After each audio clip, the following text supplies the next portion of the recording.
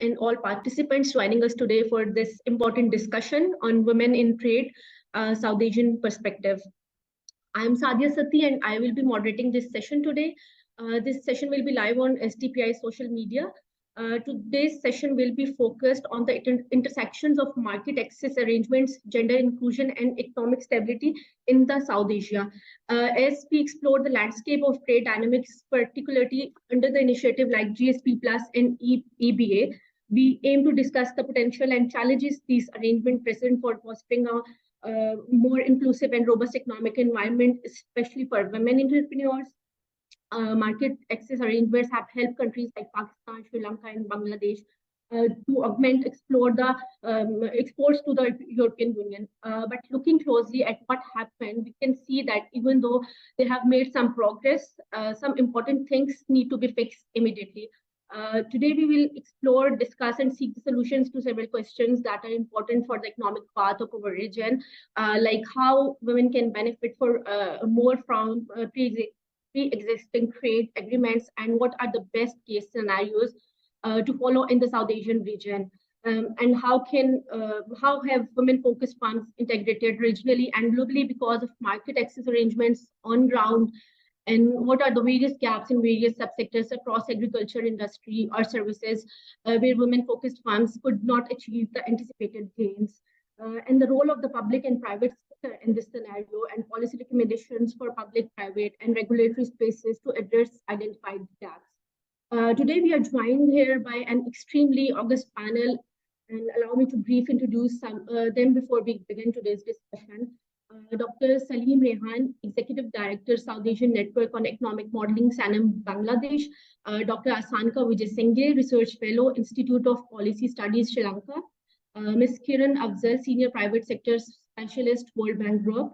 Ms. Sara Javed Kazmi, Research Associate, International Trade, Pakistan Textile Council.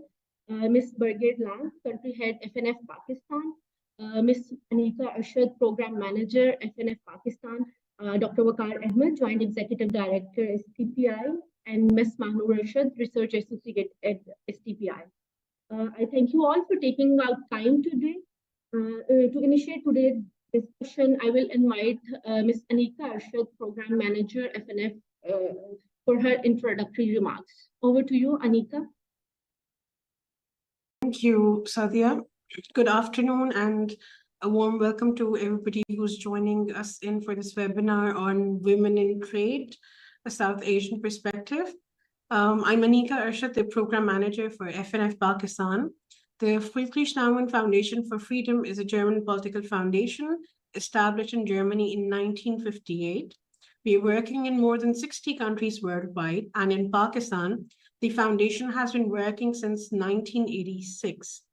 Together with our partner organizations and public stakeholders, we are committed to promoting civic education and good governance practices, the democratic values, individual freedom, and responsible citizenship.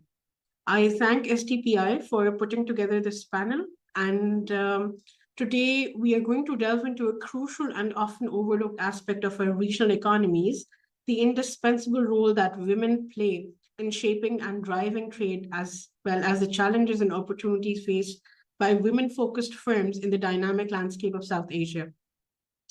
As we gather here, it is essential to recognize the pivotal role that women play in economic development for the South Asian region. From agriculture to industry and services, women have been instrumental in shaping the fabric of our societies. Unfortunately, however, despite their significant contributions, it is undeniable that there exist notable gaps and challenges hindering the realization of their full potential. In recent years, the global landscape has witnessed an increasing recognition of the pivotal role women play in the various affairs, and the realm of trade is no exception to it. South Asia, with its rich diversity and vibrant cultures, is home to a multitude of talented and resourceful women who contribute significantly to the economic ecosystems of each of our nations. However, despite their substantial contributions, they continue to face unique challenges that require our attention, analysis, and collaborative efforts, perhaps, to overcome them.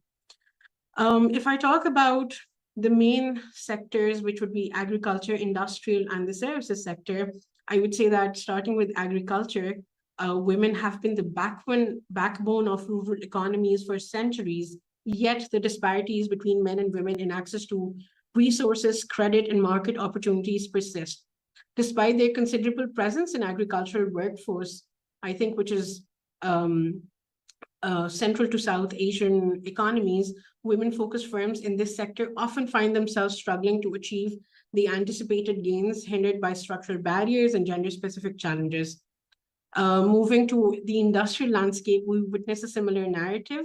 Women-led enterprises, although increasing in number, face hurdles in accessing finance, technology, and even markets.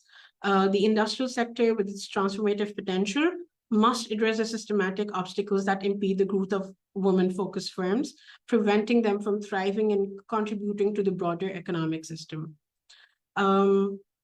Considering services where innovation and adaptability are key, women entrepreneurs are often confronted with a very unique set of challenges from what we've studied together with STPI and also through our work with women entrepreneurs these past 4 years, from limited access to networks and mentorship to gender biases embedded within the business cultures and also within the psychologies of individuals.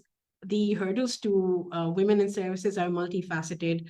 Therefore, it is crucial to explore how we can create an environment that fosters inclusivity and empowers women in the services sector to break through these barriers. Our distinguished panel of experts here will bring you a further wealth of knowledge and experience. They will shed light on these pressing issues, sharing their insights, experiences, and also perhaps recommendations that will show how we can pave way for a more inclusive and equitable trade landscape in South Asia. As we navigate through the discussion today, let us keep in mind that the overarching theme of this webinar is not just to identify gaps. I think all of us have talked plenty about gaps and are well aware of it, but also to seek actionable solutions. How can we collectively address the challenges faced by women-focused firms in agriculture, industry, and even services? What are the policy interventions? What are the collaborations, support system needed to bridge these gaps and propel women-led enterprises towards sustainable success? Moreover, the South Asian perspective adds a unique layer to our discussion. We're a region known for its diverse culture, languages, economic structures, and understanding the nuanced challenges faced by women in trade becomes paramount. By fostering dialogue that transcends border, we aim to identify commonalities, share insights, and devise strategies that hopefully will pave the way for a more inclusive and equitable future for South Asia. I'll conclude now and let this webinar serve as a platform for a robust and positive dialogue, hopefully some collaborative problem solving, sharing best practices. And I think together we can strive towards a future where women in trade not only overcome the existing challenges, but also emerge as powerful catalysts for the economic growth and social change in the South Asian region. Thank you. Thank you so much, Ms. Anika, for your insightful opening for this important discussion. Now I will invite Ms. Mahnoor Arshad for a scene setting presentation.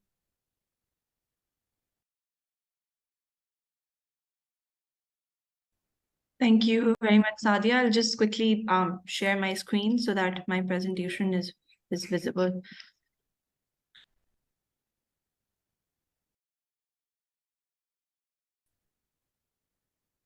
Oh,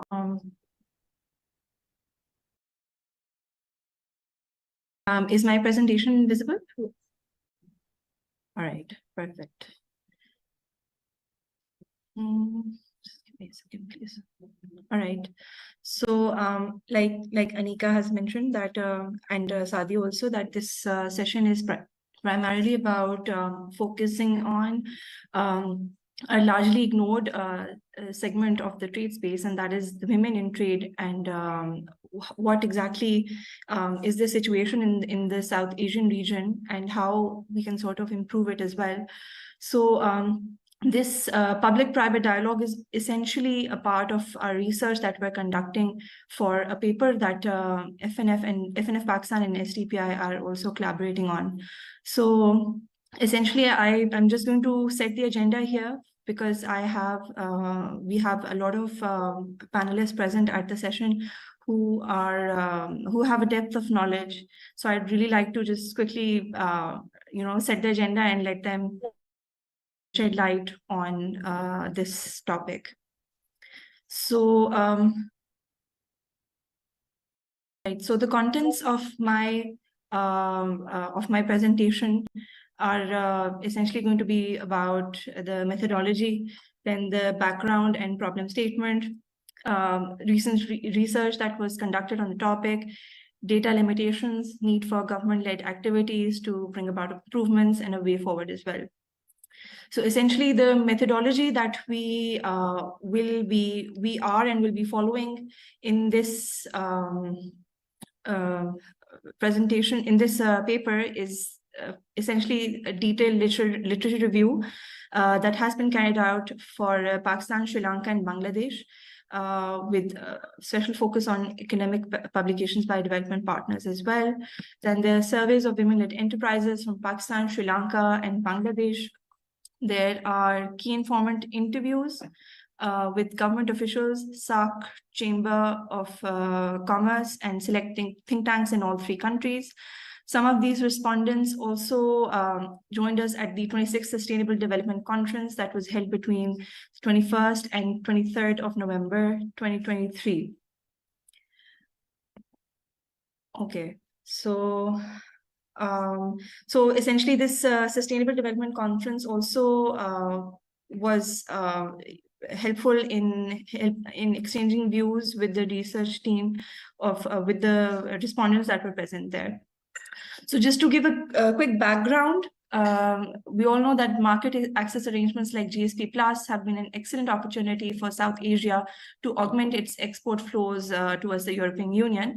And apart from these international sort of trade agreements, there are also the regional trade agreements like SASEC and SAFTA that are evidence of South Asian region's commitment to improving the economic growth and stability. However, despite this, you see that broader objectives, which include expansion of items in the export basket, increasing the share of women in trade, and also allowing integration of smaller firms into the value chains is a work in progress. But it cannot be ignored that these regional and international trade agreements are and can be a foundation for empowering women enterprises and then service providers as well. So just to shed some light on the recent research that was done on this particular topic, it has been seen that through research, it has been observed that South Asian women have entered the business market either by chance, or it was forced, or sort of created circumstances. And also trade integration helps the transition of women-owned firms from invisible to visible economic participation. And this is essentially achieved by consciously addressing gender dimensions of actual and perceived impediments to female participation in trade. So monitoring of gender disaggregated trade participation should be prioritized. Trade data should bring about the invisibility of women in trade to guide policy design. So revisiting positions taken by regulatory institutions will address social attitudes towards gender stereotyping and female participation in collective bargaining in the trade space. And of course, the role of the private sector in all of this is quite important and must be recognized. So when you look at the trade space, there is a willingness in South Asia to make the trade space more inclusive. And there are some examples that show that as well. For instance, the SAC Chamber Women Entrepreneurship Council arranged a SCWEC Bazaar, where they invited women under one roof to discuss and showcase their skills, services, and products to increase their trade. Apart from this, a South Asian trade portal called the SAC Bazaar, which was an initiative that favors gender inclusivity and help women led businesses to collaborate in the South Asian region, is something that's present as well. So it cannot be denied that these free trade agreements and other South Asian trade agreements do give women the liberty to choose their audience for their goods and services. But despite this research does have its limitations. Data shows that women in trade are sort of absent from the data primarily. You see, for example, the Trade Development Authority of Pakistan, TDAP, has data that reveals that only 25 firms have been consistent exporters. And a study by the Competition Commission of Pakistan reveals that Pakistan has only about 1% female entrepreneurs compared to 21% male entrepreneurs. Similarly, for Sri Lanka, the Export Development Board has stated that although SMEs contribute about 45% of Sri Lanka's GDP, and they provide about half of the country's jobs, only 25% of their entrepreneurs are women in the SME sector. And the Bangladesh Bureau of Statistics says that about 24.6% of all these SMEs in the nation are female-owned SMEs in Bangladesh by 2020. So if we look at these numbers intuitively, they seem quite low. And an extensive research is needed so that this evidence base is sort of improved. But also this sort of brings that point to mind as well, that perhaps a lot of these women-led businesses do fall in the informal sector. And that is perhaps why these women in trade are not documented, and you cannot identify which sectors these women are concentrated in. So essentially, through interactions with some women that are actively trying to make a space for themselves in the trade milieu, what are they asking for? So a lot of these women do not have the resources to bear the information and the networking costs that need to be borne in order to become successful and have a footing in this trade milieu. They do not have the managerial resources to export, and they do not have the financial resources to export either. If I take the example of Pakistan, Pakistani women SMEs received only about 3.2% of the total SME lending in 2022. So which is quite an alarming percentage, and it needs to be looked into. And I'm sure that's the case in other South Asian countries as well. Also, there's a great need to address the implicit institutional biases that are present at the regulatory level. And these women also want that their creative capabilities be improved and enhanced, for example, then this understanding of IP. But then the question again comes that who will deliver the above mentioned, who will sort of improve the situation in all of these particular aspects? So how can the government play a part here, and how can government-led activities bring about the improvements that are much needed? So, GSP Plus and then other free trade agreements do provide preference for certain sectors. You see the current focus is limited to two broad areas. There's women in agriculture, or there's women in textile garments and leather. So keeping that in mind, there needs to be more trade diversification so that other women-focused sectors can be included and brought into the trade basket, right? Also, there's a great need to bring the women-led businesses into the formal sector so that they can be documented better, and that the data of women-owned and managed firms can be all-encompassing. Also, there's a great need for public-private dialogues with the goal to promote South Asia-wide B2B interaction. So these are some of the ways that perhaps the government can take an initiative and bring about the necessary changes. So with that, I'd just like to put these 4 questions as a way forward that we'll also be requesting our discussants to answer here. Number 1, of course, how can women benefit more from pre-existing trade agreements, and what are the best case scenarios to follow in the South Asian region? How have women-focused firms integrated regionally and globally because of market access arrangements on ground? What are the various gaps in various subsectors across agriculture, industry, or services where women-focused firms could not achieve the anticipated gains? And of course, the roles of the public and private sectors in this scenario, and what are some of the policy recommendations for the public, private, and regulatory spaces? So with that, I'd like to say thank you, and my presentation comes to an end. So Sadia, it's over to you now. Thank you. Thank you so much, for setting the agenda for today's discussion.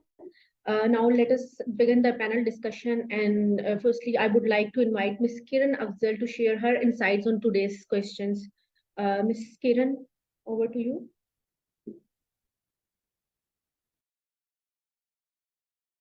Okay. Am I audible? Yes, yes. Okay, thank you very much for inviting me to this very important discussion and very timely. And my apologies, I have material on this topic, but I was not able to prepare a presentation. I have been a bit tied up between yesterday and today. But I wanted to, I will share with you a report, a link to a report, and its title that the World Bank did on the women in trade. And it was done jointly by the bank and the World Trade Organization. In case you haven't seen this, this dates back to 2022. So I think the context has already been set, and whatever points were mentioned by the discussants are valid. What I would like to mention is that as a development institute, what we see globally is that women are generally struggling in finding the right space in female labor force, in the labor force, and also in the entrepreneurial space. And that has to do with the fact that the support systems are not available, the policies at the micro level, and then the policies are not conducive. In case of the trade policies, they are inherently unwantingly biased against women. There is no deliberate effort to keep those inclined favorably for men, but somehow that has happened. And the third thing which we witness is that whenever women are looking for opportunities, they are employed in low skill based jobs and in jobs that don't pay well. So the equality is missing. And a lot of the informal sector labor force is dominated by women and their efforts are not being captured. And this is like a vicious circle which has engulfed them in even now a few developed countries. Less so, but it still exists. When we talk about this nexus between trade and women and South Asia, I think it's become very relevant for the region because what we have seen in our experience is that despite the fragility that impacts parts of South Asia now, unfortunately, trade continues to flourish. It never stops. And because, the needs are so pressing in terms of the exports and imports needed that even the governments, despite their political indifferences, they find a way out. But what is happening is that even in that scenario, women are disproportionately impacted, whatever political or trade barriers are there. And there are issues around in the region around generally the mobility of women, the literacy rates of women, the opportunities to train and seek new markets for even the domestic sort of production and provision of services. When we talk about the composition of the sectors that are mostly can be categorized as supported or supporting trade, you usually think of manufacturing, you usually think of global value chains, and now ICT, information technology, and interestingly, tourism also. And we also see that in developed economies, the exporting firms are employing more women as opposed to non-exporting firms. So the discussion has to be more towards the export-oriented goals that a country has and how it can then create opportunities for women. And what will happen is the research that we have done as bank with the World Trade Organization, it has basically shown us that as you create more opportunities for women in the trade space, it means that their wage structures are three things will happen. First of all, their wage structure is going to improve because of the general high revenue earning nature of the good trading firms, which are obviously into exports and integrated into the global value chains. The other thing that will happen is that the working conditions for women are going to improve because all the trade partners of a certain big firm are going to demand application or imposition of certain standards that cover labor policies and that then entitle women for a better or a more conducive working environment. And the third thing which will happen is that as trading partners in the firms or even as workers in the firms that are trading, women will have better access to markets, better access to learning opportunities, and they will be able to even strengthen the very basis of education which they have had to receive, which they have received over their lifespan. So a lot of this then depends on what kind of policies are in place. So obviously, um, women are not just owners of businesses in this case, or workers, they are consumers also, and they are decision makers also. So all the more reason their integration into the trade, into the domain of trade becomes very, very important.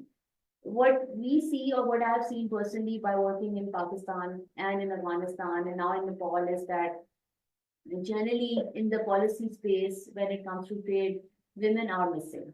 And whatever discussion we have is mostly about giving women more opportunities in the startup ecosystem, for example, or giving them better working conditions as female laborers. But not many of us are broaching the subject of making women more active into the trade space. So a lot of conscious decisions will have to be made. The policies will need to support this.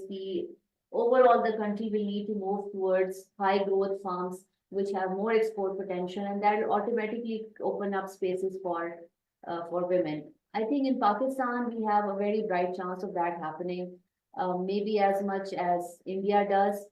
The situation in Afghanistan is very different because over there, women are impacted by trade, by mobility issues. But even then, when we talk to the exporting firms, the women, they are requesting better visa access to new market segments, better approach to international partners. And this is where the role of development institutions and policy makers within the government also comes in. So I have a few other points, but I'll stop there. And if you have any questions, please let me know. And as I promised, I'll leave the link for this report, which has a lot of statistics and data based on research in the chat box here, and we can have a follow-up discussion on this also. Thank you very much.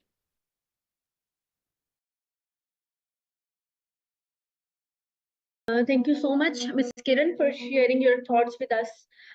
Now, moving on to our next speaker, Dr. Salim Rehan. Dr. Rehan, we are eager to hear your insights on today's topic. Thank you. Thank you, SDPI, for inviting me. I hope I'm audible. Yes. Okay, thank you. I think this is a very topical issue, and coming from Bangladesh, I think this whole issue of how women can benefit from regional trade and also global trade is extremely important. I can see this whole issue from two different perspectives. One is that when you talk about women, of course, women as workers or labor force, that is important. At the same time, women as entrepreneurs. When we see that women as a workforce or the labor force, there are some very important issues, especially how women they kind of integrated in the mainstream labor market. If I take, for example, the Bangladesh experience, we know that the emergence of the ready-made garments and its development has contributed quite a lot for women's labor market participation, and also women empowerment at the same time. And there are many research based on these issues. But at the same time, there are challenges, especially with respect to labor issues, with respect to wage, with respect to working conditions. We know that the ready-made garment sector is the biggest beneficiary of European Union's Everything But Arms initiative. And also Bangladesh as an LDC gets duty-free market access in India, in South Asia. So the way the garments industry, ready-made garments industry actually flourished in Bangladesh, and we have seen the kind of growth and the kind of the benefits which actually generated at the macroeconomy. But when it comes to labor condition, when it comes to working condition, and in terms of improving the wage level of the workers, we didn't see that kind of matching experience. In many cases, we have seen workers actually fighting for their rights. to increase their wage. And so my point is that despite that, this sector and the country has benefited quite a lot from preferences from trade agreements. This doesn't really automatically translate into workers' welfare. And we need to do a lot of things. We need to ensure various things to make sure that the workers, especially women workers, because we know that around 65% of the women workers are workers in the ready-made garment sector is actually women in Bangladesh. So that is my first point. But when it comes to entrepreneurs, there's serious challenges. And I think the first speaker, she talked quite a lot about it, and very rightly so. And the report, what she mentioned, I think very useful in the sense. But when it comes to trade agreements and when it comes to getting the benefit out of regional trade as well as global trade, we see that when it comes to the very first point is that the women participation is very low, especially women-led firms.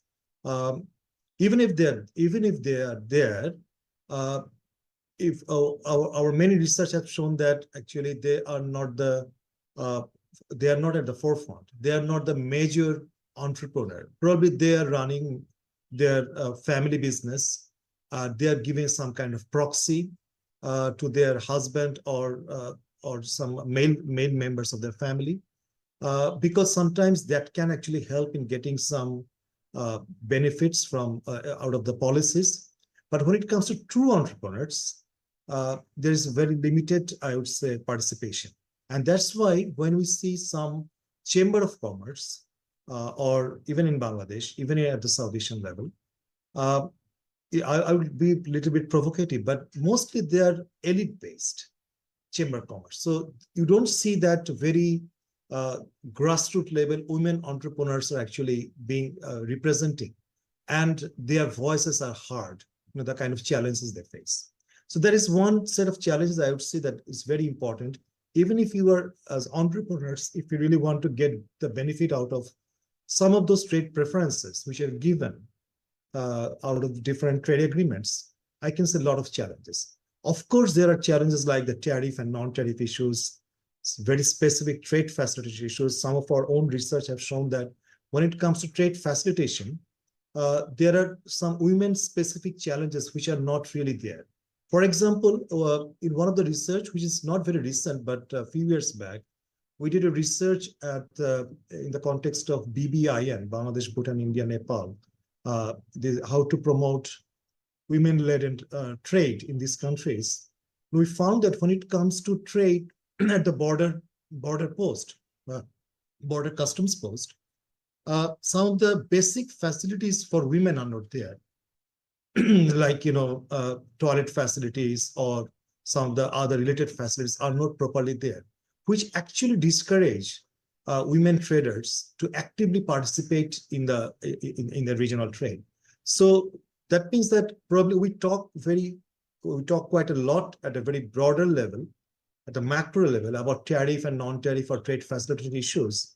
But there is a need to have very gender-specific discussion, especially how these issues are different for male entrepreneurs and female entrepreneurs. Now, how to solve them? I think there are challenges in bringing up these discussions. I have talked about, I think, EBA, European GSP and other issues. But one important aspect when it comes to the regional trade is that we all know that when it comes to regional integration in South Asia, the performance has remained very poor, especially the performance of SAARC or SAFTA, the kind of initiatives or the kind of possibilities, opportunities which are there, given the agreements under SAFTA, could not really materialize those full potentials of those benefits. When it comes to SASEC, I saw in your presentation you mentioned about SASEC, but SASEC is not a trade agreement. It's a kind of project-based initiative through Asian Development Bank. But even for 6 South Asian countries and 1 country from Southeast Asia, Myanmar. But even at SASEC, I remember we did some research through Asian Development Bank, very extensive research on identifying the non-tariff measures when it comes to trade among the SASEC countries.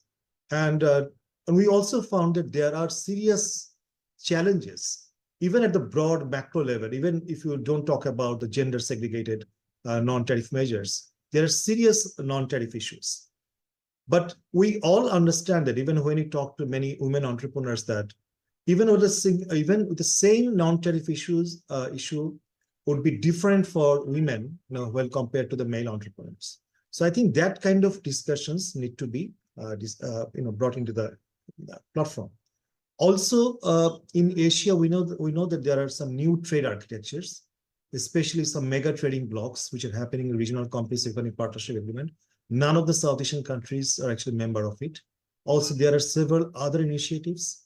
Unfortunately, South Asian countries, they haven't been able to take the advantage of these initiatives. And many of these initiatives can bring benefit for women-led entrepreneurs, especially when I look at the Southeast Asian countries, and the scenarios are different when it comes to women-led entrepreneurs, especially their participation in international trade or regional trade. But I can see that this situation is very different in South Asia, and how South Asian countries can integrate at a very broader landscape in Asia, especially with the other Southeast Asian countries. I think that can open up some new opportunities for women-led entrepreneurs.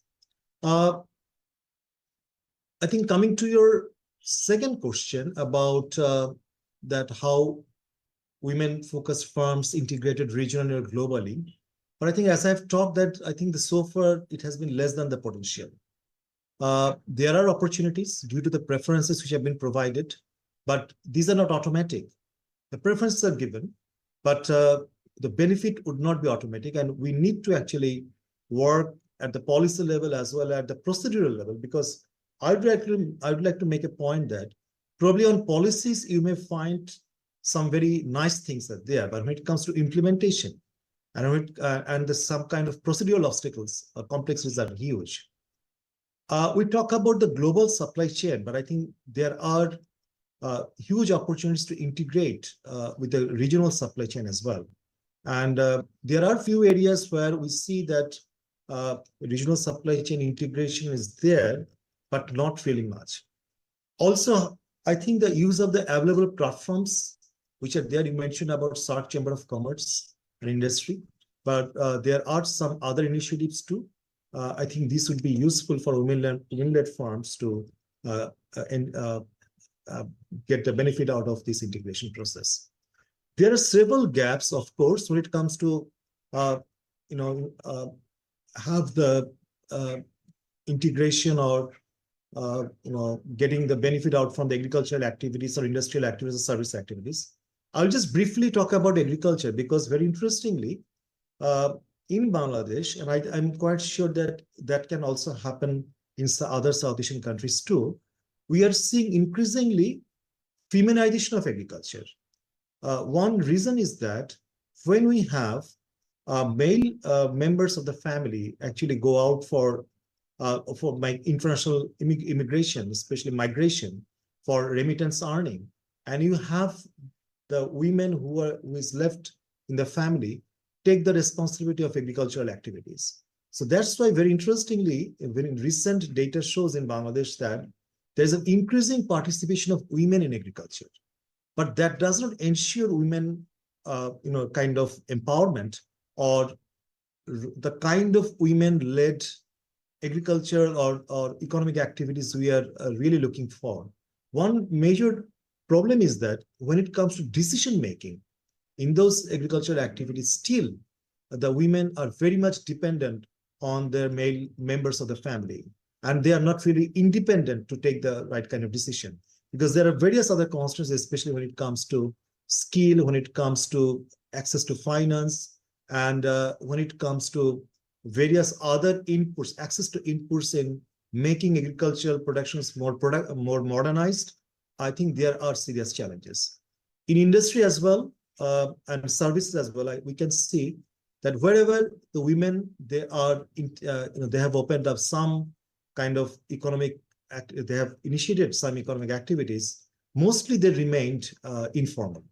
And especially in the micro, small, and medium enterprises, the challenges are huge. During COVID, Sanem, we did several rounds of surveys in Bangladesh. 500 firms actually surveyed on a quarterly basis to understand to what extent the COVID actually are impacting at the various farm level. At the same time, how these farms are responding to different government stimulus packages. And very interestingly, we found that the micro, small, and medium enterprise, like I think as we anticipated, they are the least beneficiary out of the government stimulus packages, whereas they are the largest affected sectors. And within the micro, small, and medium enterprises, we also found the women-led farms were mostly affected. I think these are the things which need to be brought out more strongly to have a broader discussion. I think I would just end on the last point about this public and private sector scenarios, sectors in this scenario, and the kind of policy recommendation. When my suggestion would be that when you look at the policies, many of these policies are actually not very women focused. Very recently at SANE, we reviewed 22 policies and acts in Bangladesh. That was through a World Bank project through the Ministry of Commerce. And we found that many of the policies and acts, they don't really talk about how women can integrate in the mainstream economic activities and when it comes to women-led firms to solve their problems. So what we suggested that there could be various segments in the policies, especially the industrial policies, trade policies, SME policies, and different other related policies where there must be specific sections for the women, especially for the women entrepreneurs. But at the same time, I think, as I talked earlier, that it's not only the policies which matter, the procedural issues need to be addressed too. Many of the procedural issues are related to the social norms. They are related to the kind of gender bias in the overall society and the economy. They need to be addressed through educational system as well as to awareness building. Very recently also, we have developed what we called Women's Financial Inclusion Strategy. The reason I'm saying there is a national financial inclusion strategy in Bangladesh. And the challenge what we face that this national financial inclusion strategy, they speak or they talk very little about addressing the challenges faced by the women entrepreneurs in accessing the financial instruments or financial access to finance and related financial instruments. So, and then we came up with, we proposed, and the central banks actually taking up this whole issue. SANEM contributed this whole very big women financial inclusion strategy. And we tried to address some of these very, important aspects of the gender bias and how this gender bias can be solved in this financial inclusion strategy. Very finally, I would say that when you talk about integrating women both at the labor market, at the same time, women as entrepreneurs, we should not forget about the whole political economy and institutional structure of the economy and the society and the state, because these actually guide or determine how different sectors can actually emerge or flourish in the economy, especially when you talk about economic diversification, when you talk about emergence of other sectors not relying on only few sectors. For example, in Bangladesh, we have a very concentrated export basket. I think some other South Asian countries, they also suffer from the same problem. But when it comes to moving away from those only a few sectors to more diversified sectors, how you incentivize other sectors, and in particular women-led entrepreneurs, or some of the sectors where you have more concentration of women workers as well as women entrepreneurs, I think the incentive structure in the economy through the understanding, the political economy of the whole society and the state would be very, very important.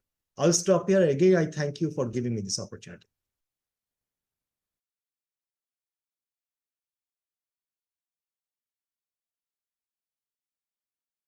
Thank you so much, Dr. Heyman, for sharing your valuable insights with us, especially the valuable suggestions. Women should be, there should be a gender balanced decision making so we could empower women.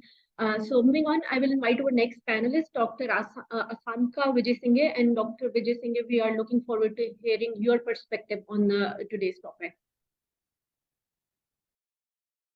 Thank you, Sadia. I'm trying to share my screen. Can you see the screen? Yes, it's visible. Okay. Yeah, thank you. Thank you. I'm Asanka Vijay Singh. I'm working at the IPS as a research fellow. Thank you very much for organizing this very timely topic.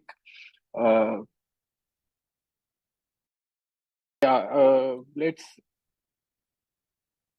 move to the questions you asked after very informative presentation. When we look at the existing trade arrangements in the region, we have reciprocal as well as non-reciprocal trade arrangements, especially non-reciprocal arrangements like GSP Plus, EBA, and give me a minute, I will. And the regional trade agreements, which are mostly reciprocal. The observation is mainly this non-reciprocal GSP Plus and EBA kind of trade agreements provided by the EU. Empirically, we can show that they have a positive impact on trade, overall trade. However, there is a non-trivial impact. There's a trivial impact. There's no non-trivial impact by the regional trade agreements in the South Asian region.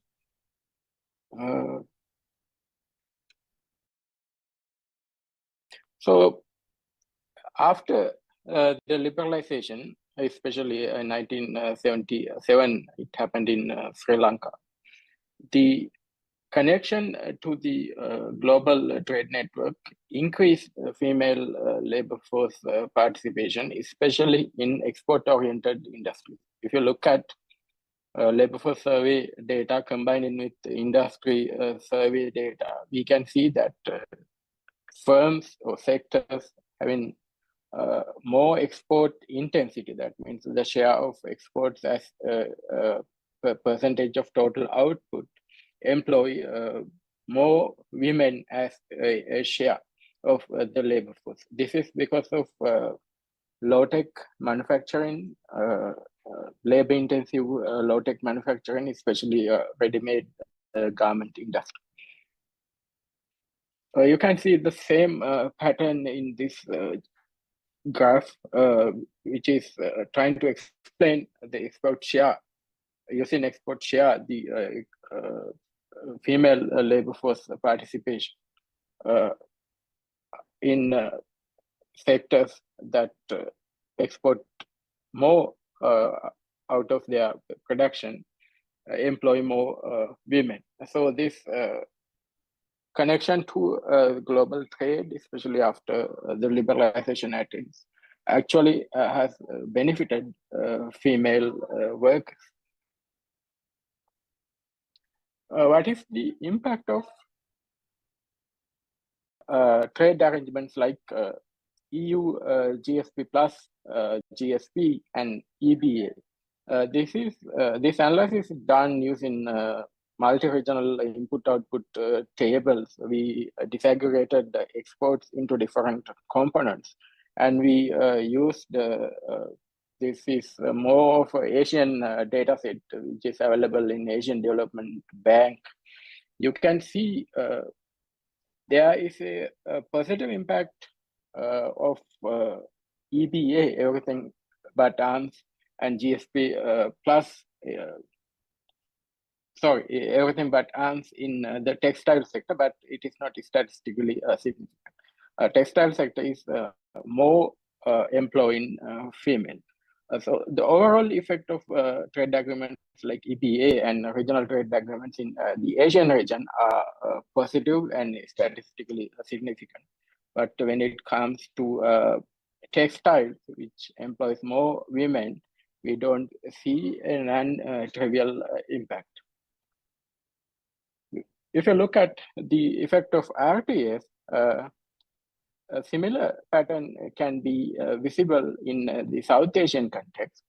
More importantly, we found that there is no impact of RTS on global value chain participation or gross exports in South Asian countries. This is very important because generally regional trade agreements are signed to lower the trade costs and increase trade, but it is not happening in sectors like textiles and also overall trade. More importantly, sectors like food, the impact is actually a negative. So how can a trade agreement depress trade, bilateral trade or GVC participation because of the general regulatory barriers like rule of origin, and also, in South Asian countries, we have sensitive and negative lists. We put all the comparative advantage products into that and do not let any tariff concession. There are other various non-tariff barriers existing.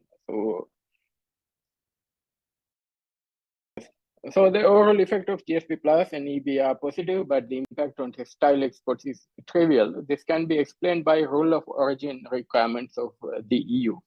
You can see, if you look at data, the utilization ratio of the given preference of GSP Plus is very low in textile sector. Only about 50% of exports utilize this GSP Plus preference because of this rule of origin restriction followed by EU. That kind of data you can see in Sri Lanka. Other sectors like agricultural exports, mainly seafood, it has high utilization ratio because the majority of the value addition happening in Sri Lanka. But textile is not an agricultural commodity. We should import a lot of raw materials to produce this particular. So rule of origin requirements cannot be fulfilled. So the women are in this sector, so they are much not benefited by these existing trade agreements like GSP. And as I showed you, the impact of RTS is trivial due to general regulatory barriers. However, trade liberalization and production based on comparative advantage have created jobs which are predominantly female-oriented jobs. You can see that using labor force survey data.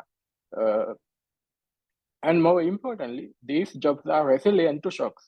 That's one important point I want to make.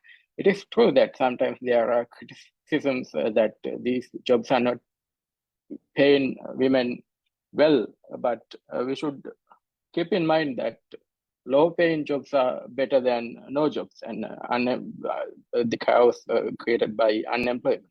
And also, these are jobs in the formal sector. The relative risk is low. They are provided data. The growth of employment, we disaggregated into growth of female employment and growth of male employment from 2019 to 2021. You can see in the pandemic, this growth was very negative. But in the apparel sector, female sector growth, that negative degree was pretty low, and it really came to close to a pre-pandemic level by 2021. But if you look at sectors like food, female job growth declined continuously from 2019 to 2021. The issue, the reason behind this was apparel sector is catering to the external demand, but this food and other sectors, they were mostly depending on the domestic demand. Pandemic created economic crisis in Sri Lanka. GDP growth was continuously negative in these quarters, but external sector demand was kind of resilient.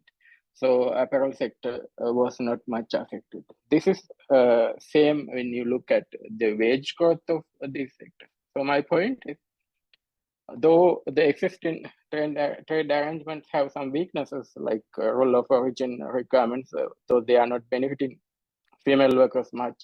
Overall, integration into a global trade has benefited female workers in crucial sectors like Africa. What can be done to increase opportunities from existing trade arrangements? One thing is increasing the accumulation. That rule of origin, if we increase the accumulation, like the countries we can import raw materials and those percentages, then we can increase the utilization ratio of GSP plus, benefiting these sectors that are employing more female workers.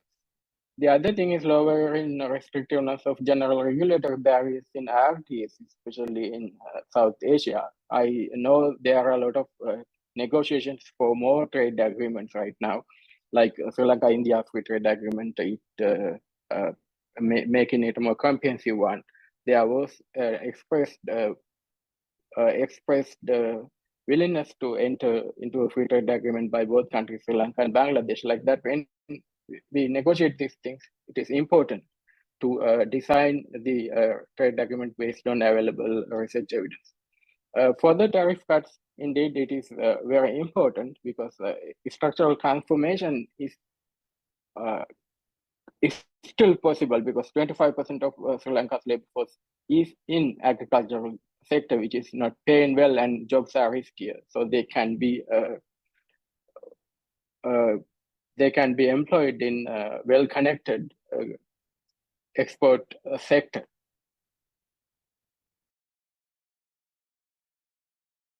So if you look at this question, value chain participation of female-focused sectors, especially as I showed you, ready-made garment sectors, global participation into global value chain is not positively affected by GSP plus or the existing trade agreements like regional trade agreements because of this rule of origin concerns. However, we saw that EU's EBA has a positive impact on global value chain activities of the textile sector, but the effect is not statistically significant.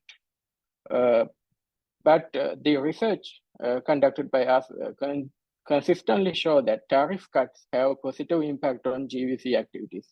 So further tariff cuts might be benefiting female workers in these sectors. However, at the current tariff structure, the intermediate products are actually imported under zero tariff. So that's not going to make a big difference in these dominant industries, but the other industries which are affected by high tariffs might be benefiting from the tariff cuts.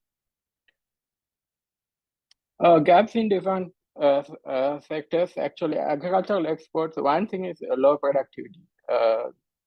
Tea in Sri Lanka, it is decline in industry in Sri Lanka. Ad hoc policies affected these sectors' productivity, affecting the female workers in these industries. For example, more recent fertilizer ban, you know that it affected Sri Lanka's tea exports drastically and affected workers in these sectors. Also, it is very important given technical knowledge and accreditation, especially when we promote entrepreneurship in these cottage industries. It is very important for them to get certifications like organic certification, fair trade certificate, or those required certificates to remove these market imperfections and make them more connected to the export market. These things should happen by the government or private sector side. Industry major issues labor laws. Actually, there are discriminatory labor laws affecting female workers. For example, they could not work in night shift. Those kind of regulations were there. Now these are kind of addressed by policy changes right now. Social norms exist. That is very difficult area to address. Actually, we are doing a project about the pandemic impact on ready-made garment industry workers. One of their major concerns was these existing social norms and discriminations against them. Services major issue is prone to shocks because if you look at entrepreneurs, especially, we are talking about tourism services or something like that, but these are prone to shocks like health shocks. That's a major issue, and we don't have much of safety nets to safeguard the people who are working in this service sector. So what can be done? One thing is public sector policies should further incentivize structural transformation coupled with sound industrial policy to generate quality jobs in industry. I have taken 15 minutes. I will finish this. This is my last slide. Change of labor laws are very important, removing these discriminatory aspects and ensuring safety nets in shops, especially childcare and guaranteed wage. It was very difficult for women in this ready-made garment industry to give unpaid care works and also work. So these social norms are like that. Taking care of sick people, family members is a burden of women. So when the pandemic shock was there, it was very difficult for them to engage in their work-related activities. One pitfall we should avoid is when we promote entrepreneurship of female workers, we should keep in mind that that should be export-oriented. But our policymakers, what they are doing is unnecessarily waste public resource like promoting entrepreneurship in small agricultural activities. So they are wiped out in a domestic demand shock because they are not well connected to the global market. Thank you very much. That's all I have to say. Thanks. Thank you so much, Dr. Vijay Singh, for your enlightening perspectives. Now I will invite our next speaker, Ms. Sara Javed Kazmi. She brings a valuable expertise to our discussion, particularly in the context of Pakistani textile industry. So Ms. Sara, please share your insights on today's topic. Thank you so much. STP, am I audible? Yes. Okay, I'm just trying to process this information which I've collected today in the seminar. Thank you for having me. I'm Sara Javed, coming from Pakistan Textiles Council, and I'll just quickly start off my presentation by giving you a brief background of what PTC does. We are a research, just a second. So yeah, we are a research, advocacy and import acceleration platform, and PTC represents 27 largest textile manufacturers in Pakistan and approximately 30% of Pakistan's total textile export as of 2023. Among numerous macroeconomic issues, trade, of course, it's the biggest or one of the biggest challenges, and Pakistan's trade balance has been worsening over a couple of years, and it has witnessed the worst trade deficit in the last year, which was followed by import controls and import ban by the government of Pakistan. On the other hand, the Pakistan's textile sector, it represents 60% of Pakistan's total exports. In fiscal year 2022, Pakistan exported approximately $19.5 billion of textile exports to the world. As far as the European Union is concerned, EU has remained a top destination for Pakistan's total exports as well as for Pakistan's textile exports. Pakistan's exports, 42% of the Pakistan's total exports are destined towards EU, and out of that, 86% of the textile exports which are destined to EU fall under the GSP Plus scheme. Also, Pakistan has a very high utilization rate of GSP Plus in terms of textiles. Apart from Pakistan, other countries in the region, in today's webinar, thank you so much, panelists from Sri Lanka and Bangladesh, for giving these in-depth insights. They have been actively utilizing the GSP scheme, specifically in context of textile exports. Also, their utilization is very high. when it comes to women and trade in Pakistan, so Pakistan's constitution under the Article 18 gives the fundamental freedom of trade and business to every citizen, including women, of course. And according to the Labor Force Survey 2021 of Pakistan, the female employment rate was approximately 23%, whereas only 0.26%, which is also less than 1% of the total workforce, was employed in trade. As compared with agriculture, that was 15.5%, and manufacturing, which is 3.5% approximately. However, as compared with the rest of the world, Pakistan's female labor force participation has actually increased since 1990s from 11.2% to 25% in 2022. The case is opposite for the labor force participation, female labor force participation across the globe, where it has actually reduced from 51% in 1990s to approximately 48% in 2022. So since Pakistan is a beneficiary of GSP Plus under the GSP scheme, Pakistan got the scheme in 2014, and the female participation has actually increased from 23% to 25% in 2022. Whereas for many other GSP beneficiaries, which are in the region, which are in the South Asia, the trend is actually declining, whereas increasing for the others as well. Pakistan is also ahead in paying the minimum wage as compared with its regional peers who are also GSP beneficiaries. At this point, I would like to add that these numbers, these are in USD terms, and in real terms, Pakistan's minimum wage has actually increased from 25,000 to 32,000 PKR. The gender composition of workers in the textile and apparel, according to World Bank study, which Kiran was actually mentioning, it was the same study. The gender composition of workers in the textile and apparel industry significantly favors women, where around 45% of the women-owned and women-managed companies were from the textile and clothing sector. This is according to the World Bank study, which Kiran has also shared for detailed insights. One can have a view on that. In the realm of international trade, in the realm of women inclusion in trade in Pakistan, there are several initiatives that have been taken by the textile exporters, the export-oriented firms, which have encouraged women to actively take part in manufacturing and exporting. A few initiatives are shown on the screen. I would like to add that these are not the only initiatives. These were the initiatives which I could actually fit onto one screen. So yeah, also there are several public-private programs in place which either facilitate or train or encourage women to engage in trade across the globe. Pakistan Single Window has been doing an excellent job. It has a program called Khadija Women Entrepreneurship Program that actually engages women in cross-border trade activity.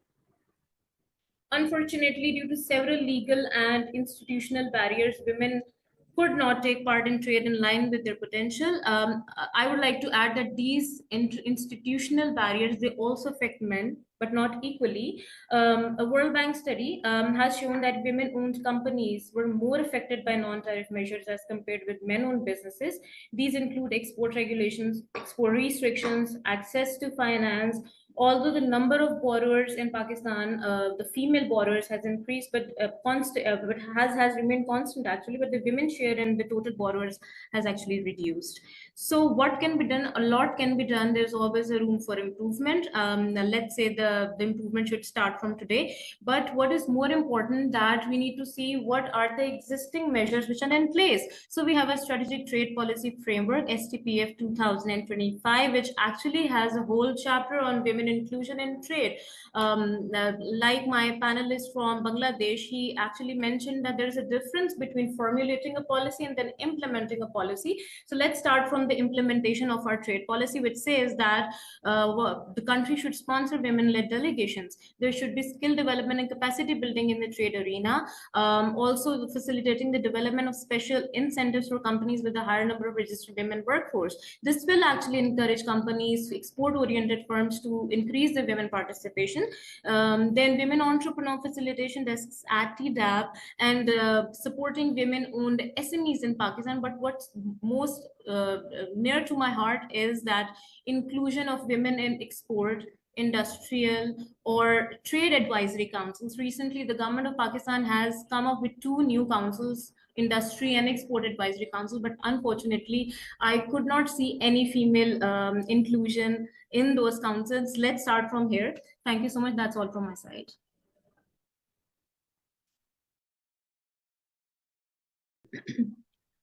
Thank you so much, Ms. Sara, for sharing your thoughts. Today's discussions highlighted important issues in trade, gender inclusion, and economic stability in South Asia. The insights shared by our panelists give us a valuable knowledge to work towards a more inclusive and prosperous future for our region. So now I will invite Dr. Waqar Ahmed for his vote of thanks. Thank you, Sadia. And let me start by thanking all our very esteemed panelists for taking time out today. And let me also thank FNF for their collaboration and support in not only conducting this research work, but also bringing all of us together. I think today's session has brought very important I would say, elements that one would like to incorporate in the study going forward, which Mahnur had presented, particularly the perspectives which we have received from Bangladesh and Sri Lanka. I'm thankful to both my fellow colleagues from there. And in case of Pakistan, of course, we have been sensitized today and oriented with the new work, which, of course, Sara has presented, which they have done in their organization, which Kiran has also presented their ongoing and past work of the World Bank Islamabad office, as well as the WTO citations. So I think going forward, as one of the key partners in the study is the SAARC Chamber of Commerce, and given that they have a women wing as well, who are going to be key takers of these findings. So I think going forward, it's very important that one should not only target the recommendations towards the public sector, which of course, if I heard correctly, included implementation of gender responsive trade policy, investing in gender responsive infrastructure, trade related infrastructure, providing trade finance in a timely and affordable manner to women-led businesses, as well as addressing any regulatory frameworks to curb discriminatory practices in this space. And apart from this, I think it's equally important that this webinar and the study should also bring out the recommendations for the private sector and the business associations, which we also heard from Anika and Sara's intervention as well, including how the participation of women businesses is important in, for example, the government procurement process, which in itself is a large operation and can support the women-led businesses through, of course, specific quotas or other programs as well. And then we also heard that there are incubators and accelerators focused on making women enterprises exporters of goods and services. I think bringing these incubation or acceleration efforts to the forefront and looking into their needs is equally important going forward. So I think with this, I would once again like to thank our colleagues here, our moderator, Sadia, and of course our esteemed panelists for taking time out. And let me thank Anika for representing FNF here. And I'm sure that we will come back to you with a draft version of our study for your inputs in a more formal manner going forward. And then there's going to be a launch event as well. And we'll see if we can make it hybrid so that Dr. Asamka and Dr. Salim Rehan could also join online. So thank you very much. Back to you, Sadia. Thank you so much, Dr. Waqar, and thank you to our speakers and audience for being a part of this meaningful conversation today. Thank you. Thank you, SDPI, Waqar, and other colleagues.